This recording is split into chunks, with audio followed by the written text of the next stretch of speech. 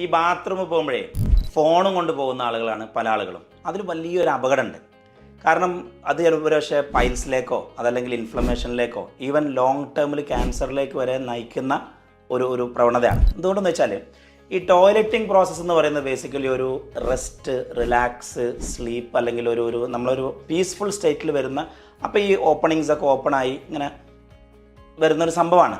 പക്ഷെ അതേസമയം ഫോൺ എടുത്ത് നമ്മളതിൽ റീല് കണ്ട് ചിരിച്ചു കഴിഞ്ഞാൽ നമുക്കൊരു ആക്റ്റീവ് മോഡ് വരും. അല്ലെങ്കിൽ പത്രം വായിക്കുക, അല്ലെങ്കിൽ അമിതമായിട്ട് ചിന്തിക്കുക, അങ്ങനെയൊക്കെ ചെയ്ത് കഴിഞ്ഞാൽ ആക്റ്റീവ് മോഡ് വരും. നമ്മളെ ഫ്ലൈറ്റ് ആൻഡ് ഫ്ലൈറ്റ് സിസ്റ്റം എന്ന് പറയുന്നത്, ഫൈറ്റ് ആൻഡ് ഫ്ലൈറ്റ് സിസ്റ്റം അല്ലെങ്കിൽ സിമ്പതറ്റിക് സിസ്റ്റം വരും.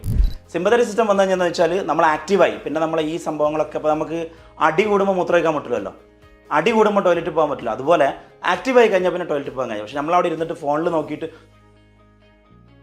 ഇങ്ങനെ ആക്കിയിട്ട് കാര്യമില്ല. അത് പൈൽസ് ഉണ്ടാക്കാനും ഇൻഫ്ലമേഷൻ ഉണ്ടാക്കാനും.